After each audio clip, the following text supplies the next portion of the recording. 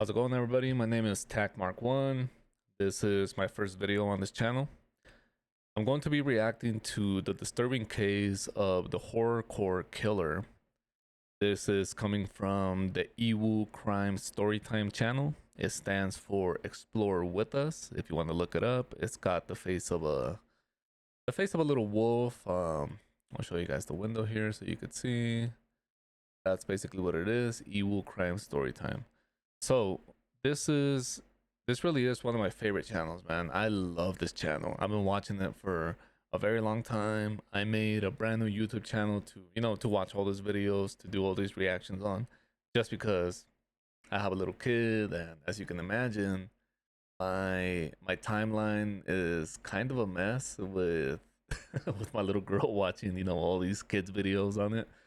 So I really want to start off fresh, make a channel just purely for this. That way I get the algorithm going. There's more videos popping up that I actually want to see, more content that I want to share. So that's basically what we're gonna be doing here.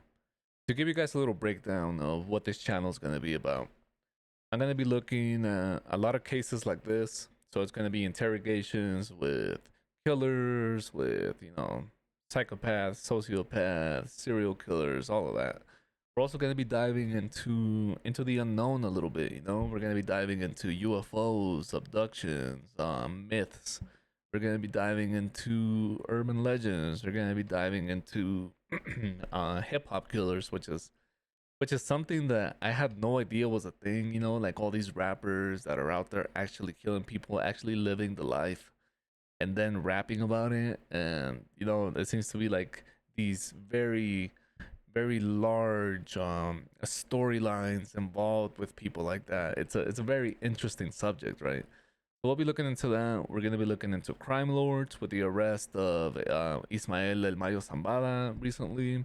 I think there's gonna be a lot of interesting things coming out of that. We'll be looking into P Diddy. We'll be looking into anything and everything that I find interesting. That's also trending, right? Yeah, pretty much that's the breakdown of what this channel is going to be. I don't want to keep it too long. I have a tendency to kind of ramble, to have a tendency to just talk and talk and talk and talk. So I'm going to have to, try to control myself a little bit, try to reel myself in when I start doing that. But today we're going to be looking at the disturbing case of the horrorcore killer. I really have no idea what it's about. It's a video that I have never seen before. So, yeah, without further ado, I say we just dive right in. Let's go. The following footage of killer Richard Samuel McCroskey has never been seen before. Alright, so I'm making this video because, or if anybody finds this, Sorry about the loud noise. don't know I what I'm trying to turned it say. down quite a bit. Breathtaking at what I've done, and I apologize. I know I'm gonna pay for my consequences. I wish that I could have not done this, but I just lost my mind. I snapped, and I did what I did, and I gotta pay for it now. My consequences. I'm like all shaky and stuff, but like, to anybody that finds this, tell my parents that like I love them, and I'm very sorry for doing this. And there's nothing really else to say. To everybody that is probably gonna hate me for this, I'm sorry, and I had to do it. My mind just snapped. I couldn't control it anymore. That's it. Fuck you to the big world. Fuck everybody in the world. I can't stand this place. Richard filmed this video as he was living in the home of his victims and their rotting corpses. Okay, so we're talking about one of these F the world type of kids, you know what I mean? Yeah, these guys are always fun. Jesus Christ. He stayed in the house with their dead bodies for days after their deaths. Neighbors began noticing a sickening stench emanating from somewhere in the neighborhood, but couldn't pin down the source. They shrugged it off, attributing the smell to a dead animal. Little did they know they were smelling 4 human bodies as they began to decompose. When Richard finally fled the house, he left behind a crime scene so horrific, police wouldn't even describe what they found beyond the victims dying of blunt force trauma.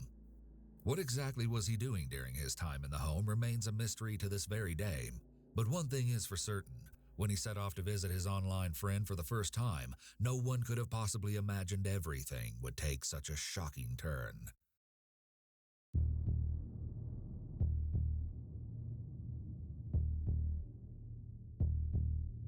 "20-year-old Richard Samuel McCroskey III was an aspiring horrorcore rapper who lived with his father and sister in Castro Valley, California. Richard had been relentlessly teased and harassed in high school, primarily because of his red hair and weight, but he was very submissive and didn't fight back.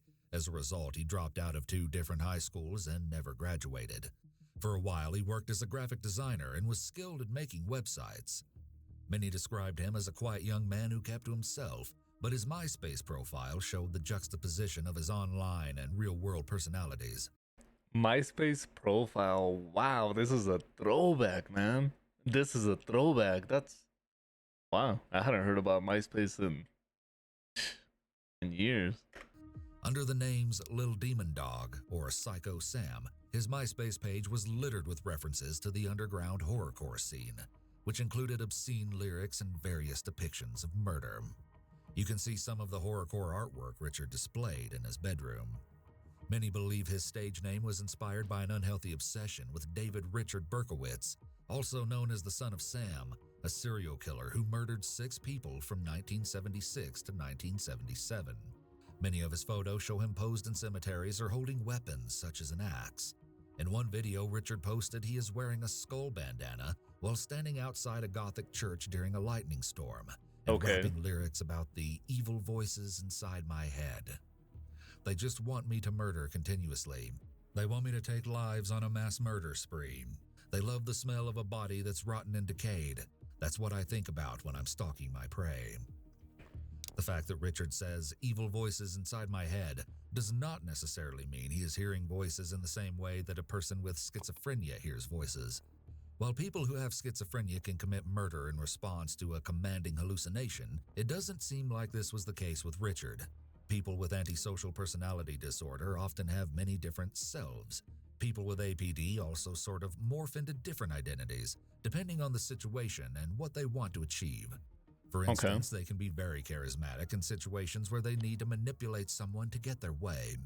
So in Richard's case, the voices inside his head that he's referring to can simply just be his evil side or his own inner violent tendencies.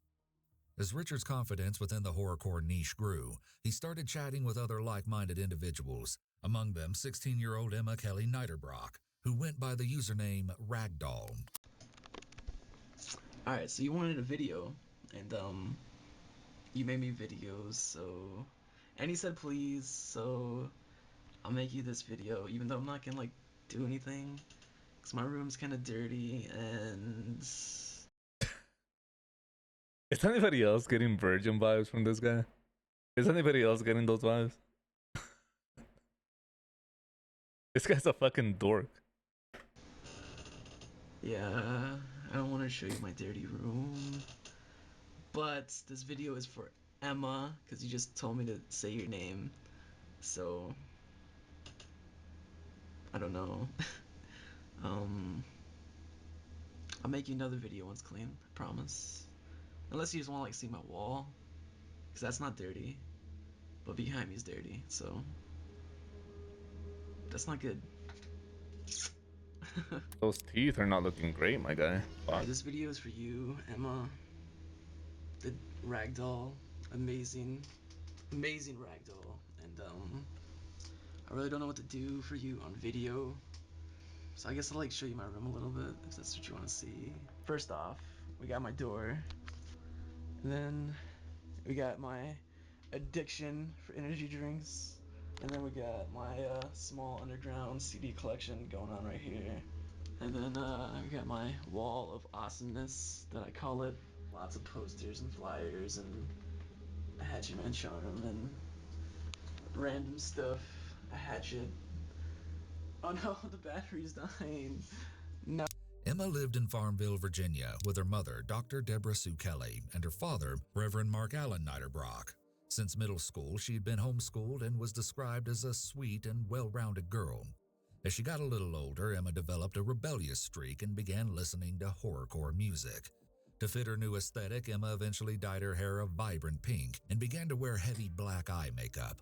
Her parents hoped that her new interest was just a phase, but they couldn't have been more wrong. Emma's father, Mark Niederbrock, was a reverend and head of Walker's Presbyterian Church in Hicksburg. Her mother, Deborah Kelly, was a sociology and criminology professor at Longwood University and a beloved mentor to her students. When her parents separated, Mark moved out of the family home, leaving Emma and Deborah to live there together. Still, the parents maintained an amicable relationship. However, at this point, Deborah has started to become concerned about Emma's interest in horrorcore, and so all three family members went to counseling. Emma also met one of her best friends, 18-year-old Melanie Wells, online through the popular horrorcore artist Razakel. In the horrorcore community, the artists and fans often grew close and frequently communicated online. Razakel had befriended both girls separately while chatting over MySpace. She'd bonded with Emma not only because of their mutual love for horrorcore, but also because they could relate on a deeper level. Both enjoyed photography, makeup, and doing hair, and they both had fathers who were Presbyterian ministers. When Razakel learned that Melanie and Emma actually lived near each other, she decided to introduce them. Melanie used the online handle Mrs. Free Abortions, posted photos of herself in Mrs. Free Abortions, dude. Jesus Christ. I mean, look, on one end, this is clearly just some kids blowing off steam, right? So, I mean, it's easy to judge after the fact, and you could be like, hey, well, there were so many red flags coming up to it or leading up to the event.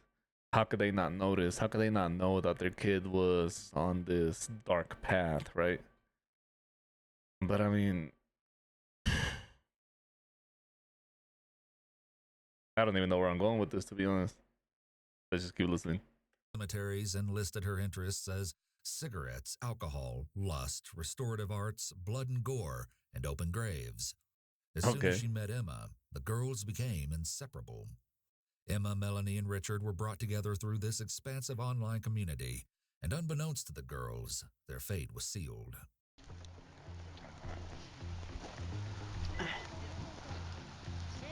Oh, They wait. defiled They're the making it sound like grave. they're the victims of this. And then lightning struck seconds ago. I think we were being warned. And now it's starting to rain. It's because we fucked up the grave. It's not my fault. And now it's starting to rain really hard. So peace. Before long, the relationship between Emma and Richard turned somewhat romantic. However, while Richard referred to Emma as his online girlfriend, Emma may not have been as serious about him. Razakel says that Emma never referred to Richard as her boyfriend, but said they were close and getting closer. Still, they exchanged flirty messages back and forth for around a year before making plans to meet in person. The three teenagers hatched a plan to attend a horrorcore music festival in Southgate, Michigan, called Strictly for the Wicked, but they would need some help. Emma's parents weren't exactly thrilled with their daughter's music choices, and they grew more upset when Emma started writing ominous messages on her bedroom walls. However, all they wanted was for their daughter to be safe and happy, so they chose to be supportive even if they didn't understand it. They agreed that she should attend the music festival, but only if everyone stayed at their home in Farmville, and that they I mean, look, I kind of understand. So, on one side, it does look like it's just a phase, right? I think personally, when it comes to like the writings on the mirror and stuff like that, it it could be more of an indicator of a lot of pain going on within that kid's mind, right? I think I think personally, if I started seeing that they were writing some very dark stuff, I would take it as she's trying to get some relief from, I don't know, some sort of pain that the kid is actually feeling, right? So I think, I don't know, on a personal level, if I started seeing that, I think I would take a lot more interest into my kid's life as soon as I started seeing those writings. And I mean, as a parent, that I think you really have to leave no stone unturned. At that point, uh, that would become very alarming for me. They would drive the trio to and from the music festival. Emma and Richard were ecstatic to meet for the first time in real life. For Richard, he was looking forward to something good finally happening to him. His own family unit had broken apart 5 months earlier when his father asked his mother to move out of their home. If this was weighing on him, he seemed to put it out of his mind by focusing on seeing Emma. On September 7th, Emma wrote on Makes his sense. MySpace page about her own excitement, saying, "The next time you check your MySpace, you'll be at my house. I love you so, so much, baby, forever and always. You are my one and only everything. I can't wait to see you, baby. It's like 6:17 a.m., and I've been up since 4-ish, filled with uber amounts of excitement. I can't wait.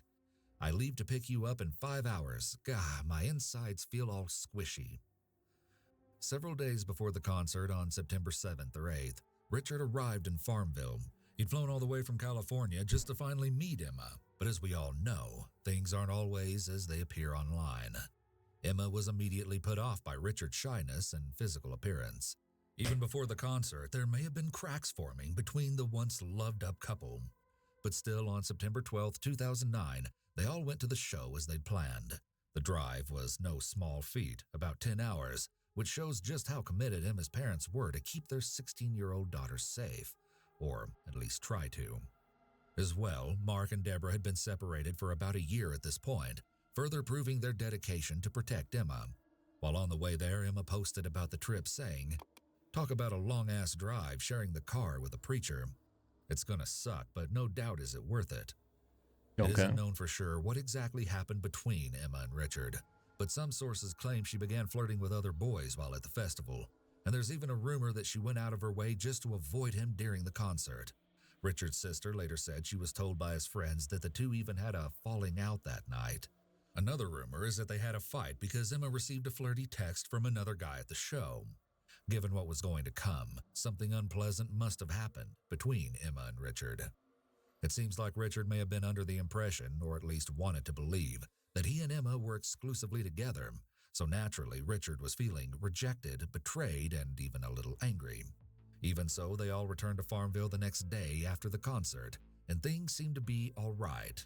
Seemed to be is the key here. Both girls logged into their MySpace accounts once they returned to the Niederbrock house. At 2:43 a.m. on Monday, September 14th, Melanie posted online that she would be home on September 16th. She even wrote about missing people at home, but she would never make it back. Her parents became worried when that date came with no word from the young woman. Her father drove to the home in Farmville where he knew she was staying, but no one answered the door after hours of waiting.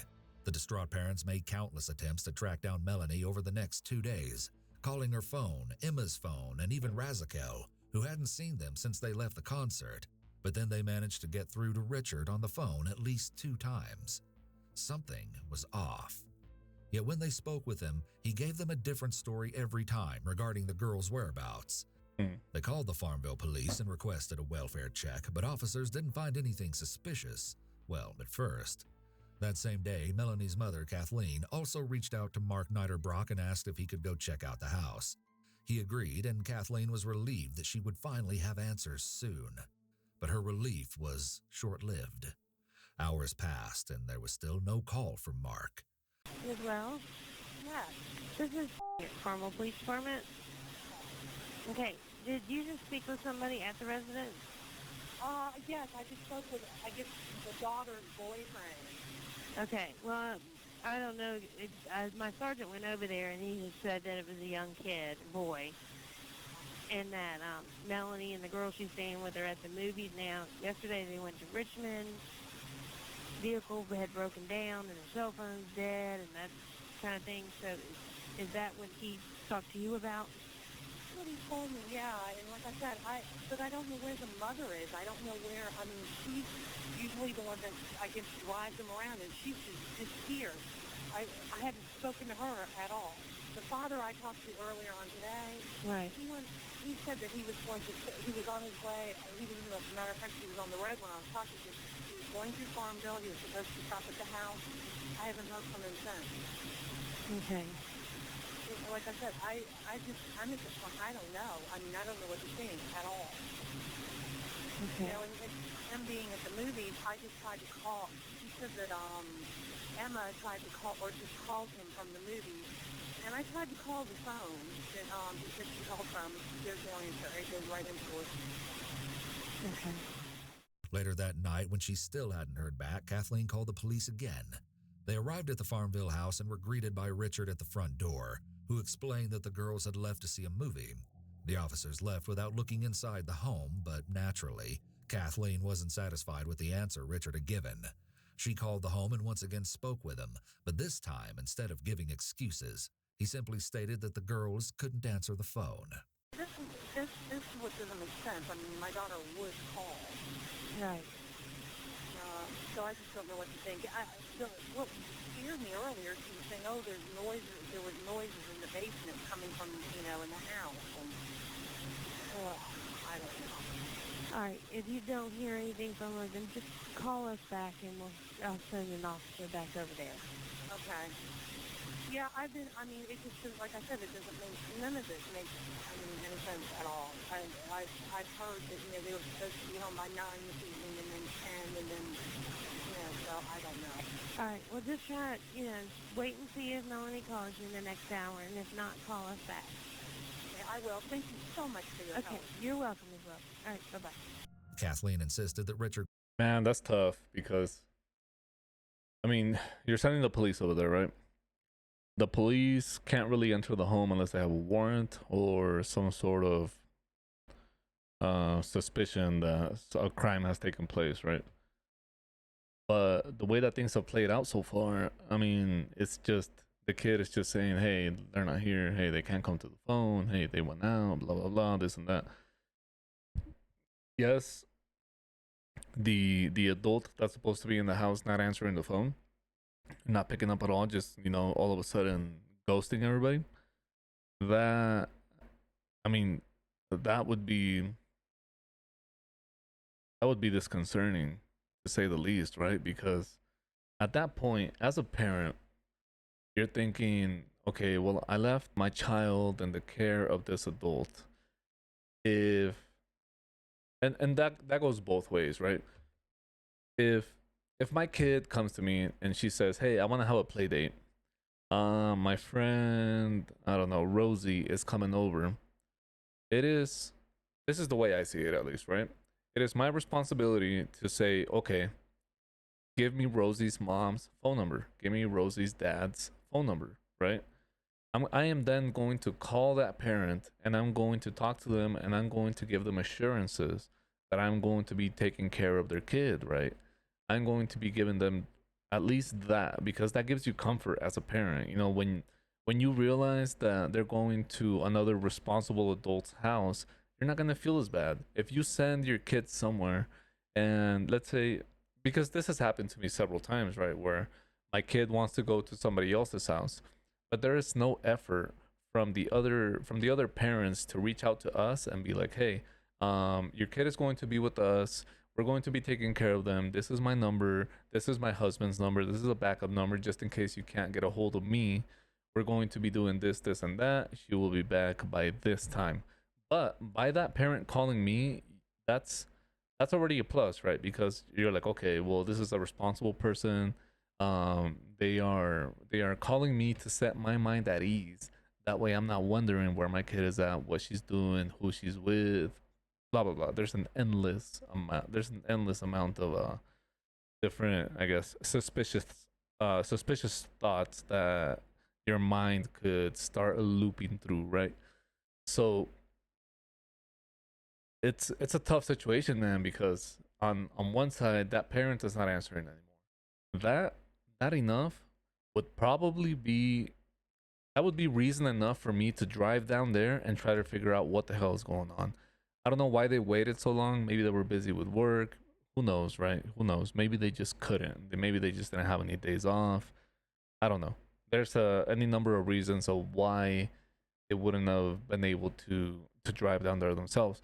But after the first day, man, if after the first day that other adult is not telling me, or is not answering the phone, it's not giving me any reason of why my child isn't back yet or why I can't talk to her, that's raising all the red flags in my mind that I would need to drive down there and try to make sure in person that my child is all right. So that's kind of the number one thing here, right? Like, I don't understand why they didn't take that next step and head down there themselves. Maybe they couldn't. I don't know. I don't know the circumstances. Maybe they didn't have any days off. I don't know. Whatever, dude. Maybe they couldn't. But it is a tough situation because the cops are going over there. They have no probable cause. They really have no reason to suspect that anything, I don't know, any crime has taken place, right?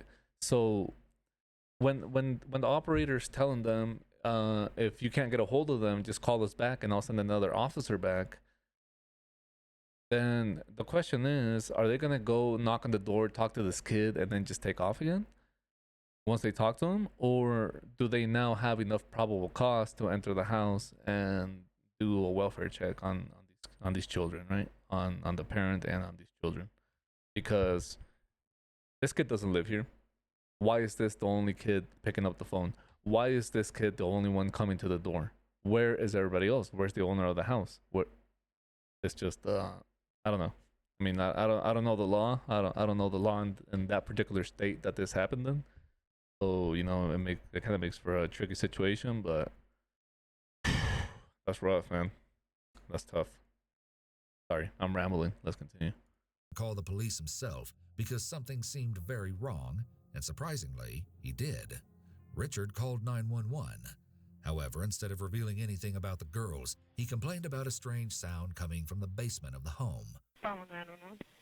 Hey, can I have a police unit come by my house? Because I keep hearing sounds in the basement, and I'm scared to go down there and check what it is. Okay, what kind of sounds do you hear?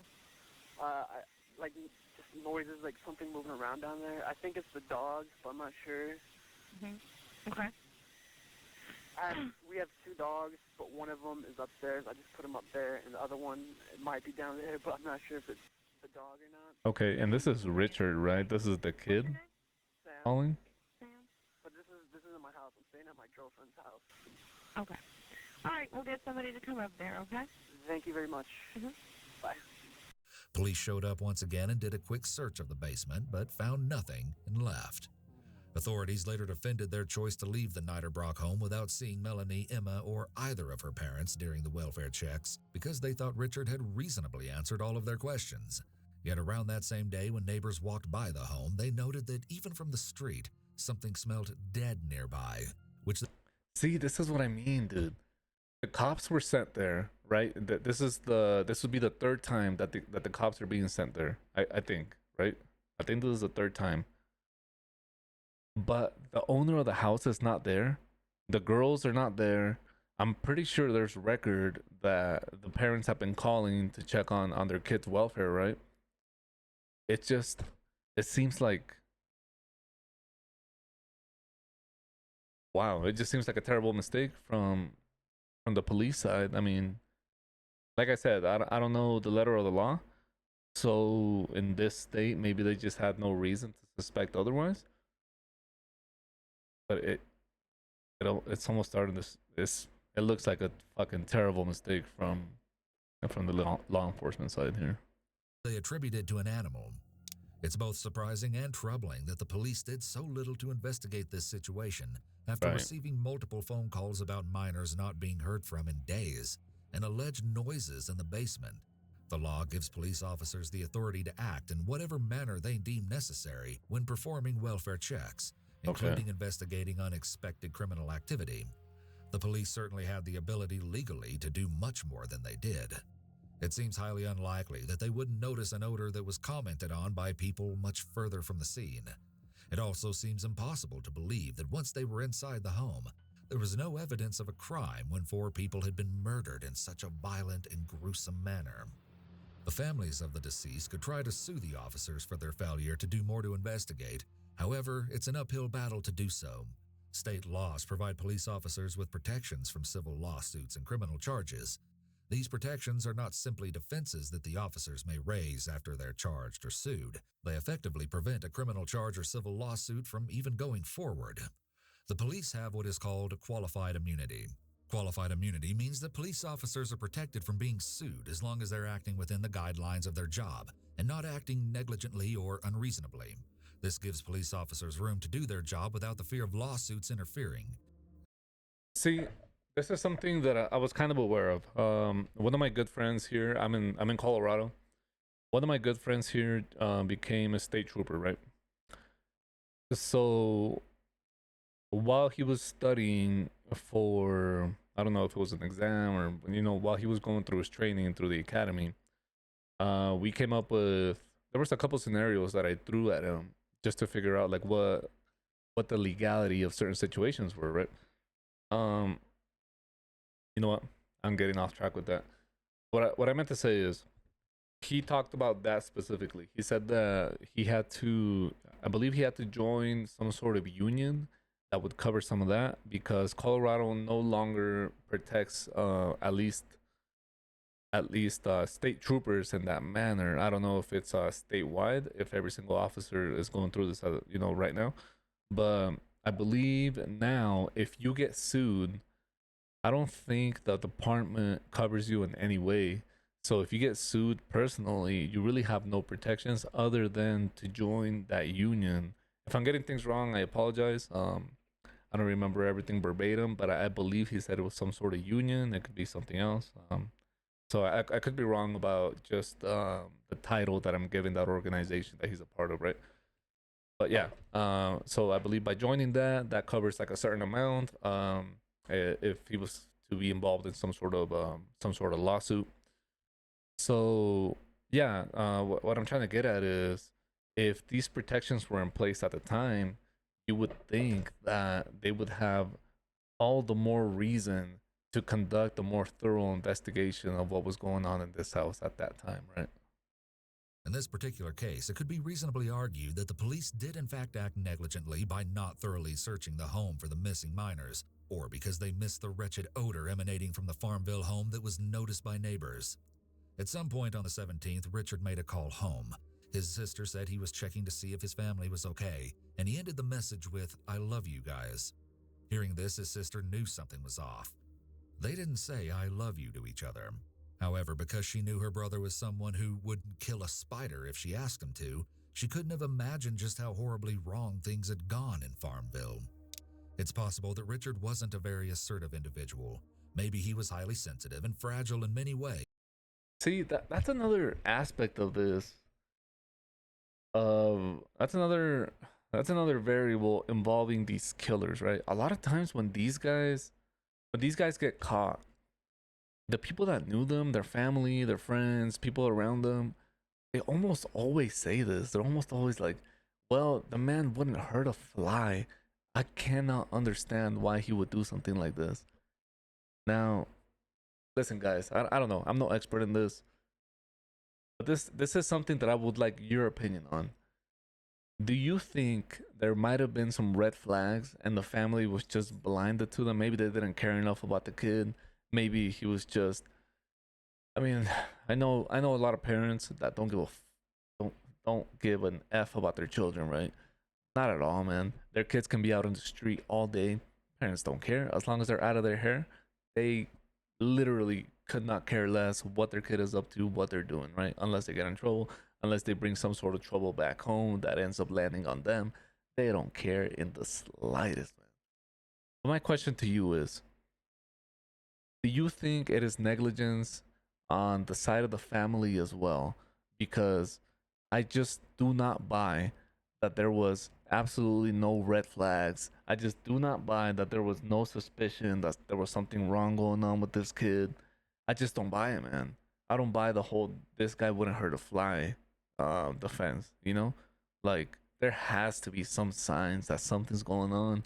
And if there isn't, if you haven't seen any signs like that, I think unless this kid is just some super genius that acts one way at home and then is a completely different person when he's by himself, unless he's one of those people, okay, I could understand it if that's the case, right?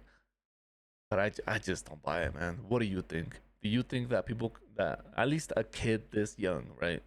Do you think that there was no signs leading up to this? Is it true that everybody around him could have never suspected something like this coming from him. I don't buy it, man. I just don't. Unable to kill a spider, he may have, at one point in his life, been a rather weak person. The fact that Richard was teased and harassed in high school means that he could have developed some trauma during his adolescent years. However, teens who were bullied and subsequently traumatized typically don't grow up to become murderers. Richard appears to have had an immense amount of underlying anger and hatred that was never expressed in a healthy way. When a person remains passive against bullying or abuse, they will harbor a lot of self-hatred and, of course, Yeah, hatred that's of true. others. That's 100% The true. self-hatred develops because the person is not standing up for themselves and protecting themselves from the abuse. So you build up resentment. Helplessness and powerlessness then develop as a result. In Richard's situation, he likely felt helpless and powerless for so long after being bullied. He may have developed a mental image of himself as this tough individual that others should fear. This pretend image he developed made him feel bigger, stronger, and more powerful. This self-image likely gave him a sort of high, so he really embodied that image more and more with time. Once Richard felt betrayed by Emma, his online girlfriend, this betrayal triggered that underlying anger and hatred of others, almost like that inner angry and violent nature remained dormant until he felt betrayed by his romantic interest. Okay, that sounds like kind of a reach. I don't know about you guys, but it sounds like we're reaching quite a bit here.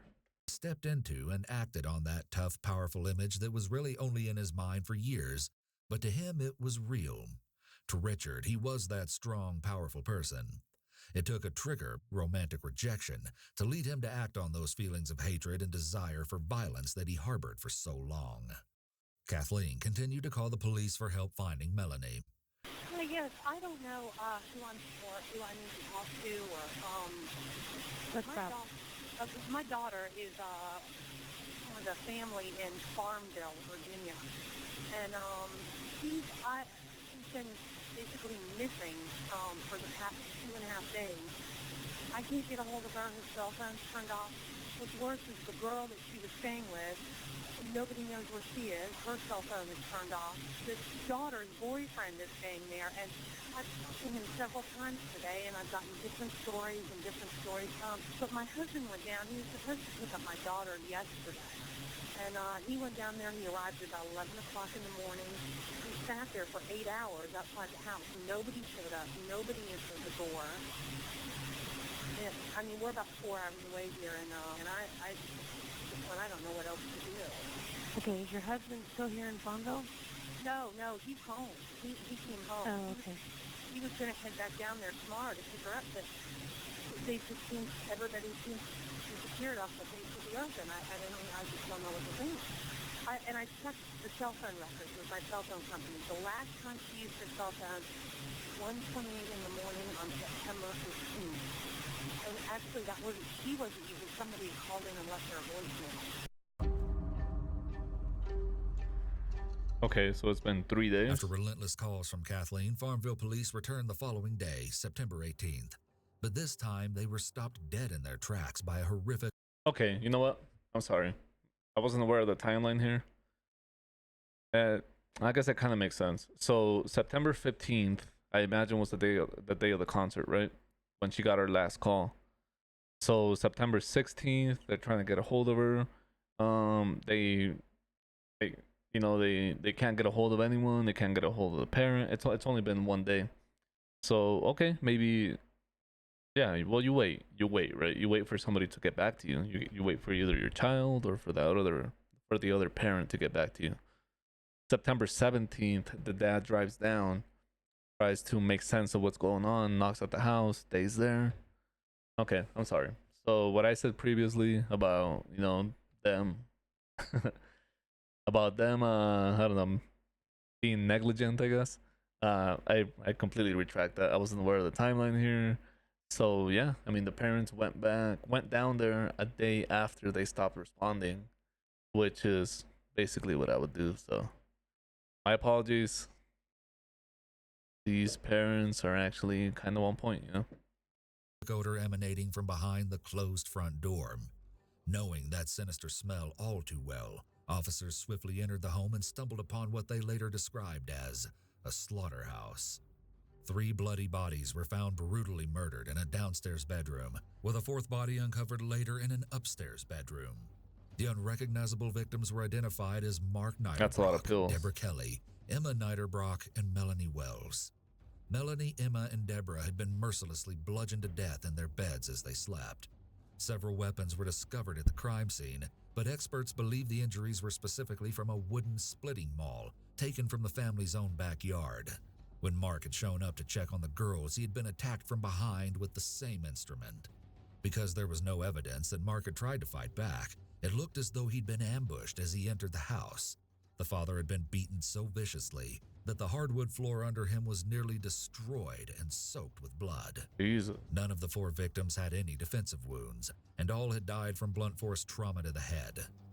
Both Mark and Melanie's bodies had been moved down to Emma's room with her corpse in a twisted effort to clean up. Authorities were horrified at the chilling crime scene, but more than that, they were faced with the realization that during their previous visits to the home, they had unknowingly missed the gory evidence. But something was missing. There was no sign of Richard anywhere. Wait. So the kid didn't even clean up? All this evidence was just all over the house? And somehow the cops didn't realize this. There was decomposing bodies chilling in the room, and the police didn't pick up on any of this?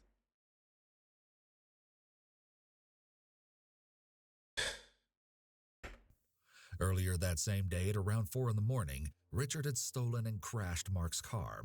Unaware of the horrors he had committed at that time, or that the car he crashed was his getaway vehicle, a police officer issued him a summons for driving without a license. The officer even went as far as to help secure him a ride with the tow truck and simply let him go. Richard was dropped off at a convenience store around 6 a.m. by the tow truck driver, who reported that Richard had an overwhelmingly foul, putrid odor. The smell was so strong he even noticed it inside the crashed vehicle. He said Richard stunk like the devil, and he was forced to roll down the car windows and stick his head outside. The fresh air didn't help much because he still heaved visibly twice. Yet Richard didn't seem to mind the foul smell. During their trip, the driver also noticed that Richard had red marks on his neck that looked like hickeys. When he commented on them, Richard claimed that his girlfriend gave them to him. In fact, he was so comfortable with the driver that he admitted the 2000 Honda he just wrecked belonged to the father of his girlfriend. Once at the convenience store, Richard then called for a cab to take him to Richmond International Airport. In a strange turn of events, on their way to the airport, the taxi was pulled over by a police officer for speeding. Apparently unconcerned, Richard had simply calmly exited the vehicle and had a smoke by the side of the road while the incident was sorted, as though he didn't have a care in the world, even after 2 very close calls with police officers. Little did anyone know the true horror he had left in his wake. Just hours after the grisly crime scene had been discovered, a man named Andres Shrim called the police. Shrim was the boyfriend of the horrorcore rapper Razakel. He went by the stage name Sectanic the Soulless, and his record label was called Serial Killin' Records.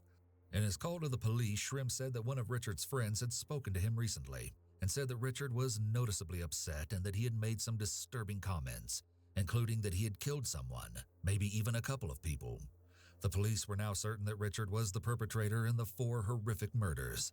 They circulated a photo of him from his MySpace account in an attempt to track him down. It wasn't long before officers found Richard sleeping in the baggage claim area on September 19th and arrested him before he could hop a flight back to California. The cold killer had actually left behind a piece of paper at the crime scene containing the exact address of the airport. His grand escape plan had been to wait in the airport for a flight in 2 days.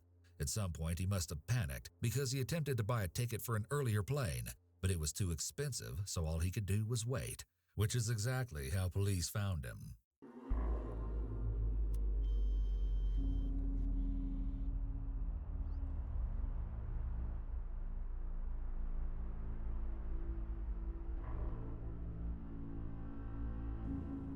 Hit me with the 10 FPS camera footage.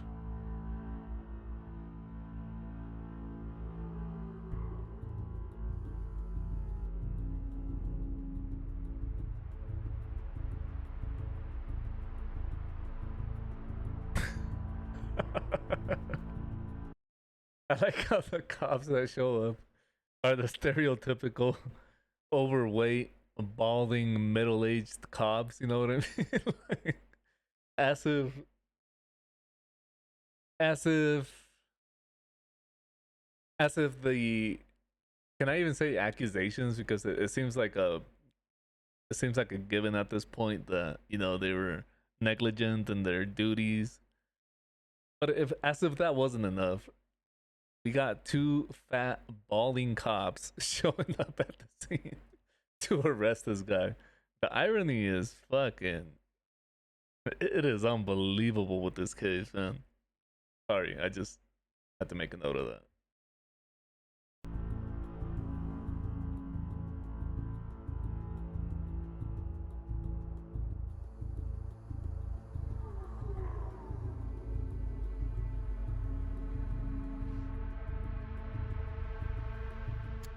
We advise you of your Miranda rights. You said you understood your rights and you signed the form saying you were willing to talk to us, and you still willing to talk to us? Yes, but I would like to have somebody here too, like a lawyer. Smart kid. Smart kid. That is your option? So are you invoking your right to remain silent? Yes, I am, Yes. sir. After he was arrested, it was noted that his clothing was totally caked in gore, as he hadn't changed or bathed since committing his atrocious crimes. Many pointed out Okay, after maybe the not news so broke smart. of Richard's Fucking arrest that, idiot. ironically, one of his songs was titled, "I Kill People for Real." It appears that sometimes life really does imitate art. But after his arrest, many were left with more questions than answers. While Richard claimed to have chosen the 8-pound maul as the murder weapon because he thought nobody would suffer, he also allegedly drank beer, smoked marijuana, and might have taken painkillers for a migraine headache before the killings. It's hard to know if he planned what he did next, or if it was the result of his rage because of his and Emma's faltering romance, or even if the cocktail of substances pushed him over the edge. Rather than go to trial and risk the death penalty, Richard accepted a plea deal, and almost 1 year later, he pleaded guilty to 2 counts of capital murder and 2 counts of first-degree murder. His defense attorney tried to claim that Richard expressed remorse and that he said he felt bad for what he had done. Oh, Yet as he left court, he gave onlookers Richie. a sinister, slight smirk, further proving his wickedness. Richard Samuel McCroskey III was given 4 consecutive life sentences, and as part of the plea bargain, he waived his right to an appeal. Since the case never went to trial, a clear motive in the savage murders has never been released. okay. When asked why he had done it by reporters as he was brought back to Farmville, Richard had simply responded, How did you do it? Jesus told me to do it. His sister later denied that his response was a sign of psychosis. Instead, she said that this was just his sense of humor and that he was being sarcastic. Several theories exist surrounding a possible motive for the barbaric attacks. The most popular is that Richard was either jealous of the attention Emma was giving other young men, or angry because she rejected him. If this is the case, Melanie and both of Emma's parents had tragically just been in the wrong place at the wrong time. Yeah. Richard's attack on Emma's parents and her friend Melanie could have been purely due to the fact that they were present in the home, and therefore would be witnesses to what he wanted to do to Emma. It's also possible that he felt humiliated by Melanie too, and maybe by Emma's mother. When Emma decided that she wasn't interested in Richard romantically, maybe he got the cold shoulder from Emma, her mom, and Melanie. Emma's father, on the other hand, may have just literally been in the wrong place at the wrong time. Richard may have crossed a threshold when he succeeded at committing his first 3 murders, so killing one other person, Emma's father, was easier for him. This further supports Richard being a total psychopath, because if, let's say, the murders would have been an impulsive move that occurred because of his anger and obsession with Emma, a crime of passion, and because he was intoxicated, any half-normal person would be devastated and likely wouldn't have killed another person, Yeah, of course. a 4th person. However, in Richard's case, he didn't mind adding to his murder tally, even after having days to reflect on what he did, and even after spending days in the presence of those lives he ended. I believe this really shows the depths of his psychopathy. Richard could have very likely just have been a ticking time bomb. It's possible that anyone that really triggered his anger and past traumas would have been the victims of murder at his hands. In this case, it was Emma, her parents, and her friend Melanie. Maybe it was only a matter of time, and for the right circumstances to be present, for Richard to finally fully embody that persona of a strong, powerful person. However, Richard reportedly told the cab driver who brought him to the airport that he'd gotten into an argument with Emma after overseeing a text message she received from a guy she met at the festival, saying he loved her and wanted to be with her. This is similar to the rumor about her texting another guy while at the concert. Richard told the cab driver that Emma had become angry with him for invading her privacy, but he claimed that to avoid arguing with her, he waited for her to fall asleep before he left. The cab driver noted that Richard seemed like a nice young man. He was very polite and well-spoken, and he spoke passionately about Emma. Of course, he'd already killed Emma at this point, at least 2 days earlier. The report by the cab driver reveals some important details about how people with antisocial personality disorder tend to present themselves. They can certainly be very polite and well-spoken. It's not surprising that the cab driver's initial impression of Richard was that he seemed like a nice young man. This is likely what happened with Emma. Richard was probably very charismatic during their online interactions. However, once she really interacted with him more closely, she probably realized the unappealing antisocial traits and didn't want to have anything to do with him, thus leading to her rejection of Richard, which then triggered his anger. It makes sense that Richard would speak about his passion for Emma to the cab driver, despite having killed Emma 2 days earlier. Sociopaths who commit murders will often refer to their victims in an affectionate way after having killed them. People with APD take possession over people and things quite frequently due to their sense of entitlement and lack of empathy or consideration for the needs and rights of others. Therefore, the fact that Richard murdered Emma could have been at least partly due to feeling that if he can't have her, no one else can. Or he may have believed that Emma could not exist if she doesn't belong to him. He wanted to get back at Emma for rejecting him. Very little evidence has ever been publicly revealed about what happened during the several days that Richard was alone in the home with 4 rotting corpses. Okay, so I think that's about it. So there it is, man. Fuck. The horrorcore killer. I mean,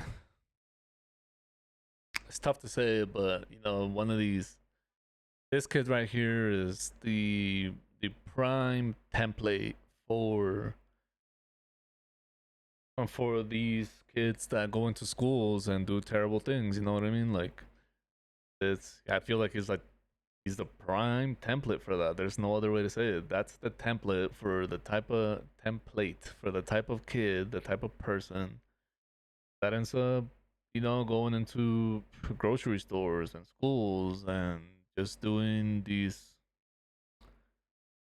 terrible things. Dude, that's a crazy story. I mean,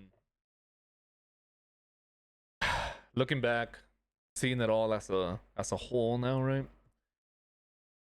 I mean, for sure I think the cops were not even at fault, because I mean, the victims were already gone. They had already, you know, passed on by the time that the police got there. So I mean, even though they were extremely negligent, at the end of the day, I mean, there was no harm, no foul, right? I mean, the victims had already been victimized. So at that point, their negligence, the only thing that it led to was Richard being free for a few more days. So yeah, I mean, I guess we could judge, but at the end of the day, it didn't really amount to anything circumstantial, to anything of any real weight, right? That's a terrible story, man. That's extremely unfortunate for everybody involved. Damn, that's a dark one for sure. Well, okay, guys, that's about it for today. Thanks for hanging out. If you like this type of content, if you want to see more, make sure to drop a like, subscribe to my channel, hit that little bell so that you always know when I drop a new video. I do plan on doing a lot more stuff like this. I'm a big fan of true crime books, so I do have some plans for creating some content, you know, some unique content, mostly surrounding drug lords and some less well-known serial killers. I also want to get into some pretty goofy stuff, some pretty wacky subjects. So if that sounds like your cup of tea, for sure follow me along on this ride. You know, I think it's gonna be a fun one. It's gonna be an exciting one. And yeah, that's about it, guys. Thanks to anybody that showed up. Thanks to everybody that watched the entire video. And I'll see you guys on the next one.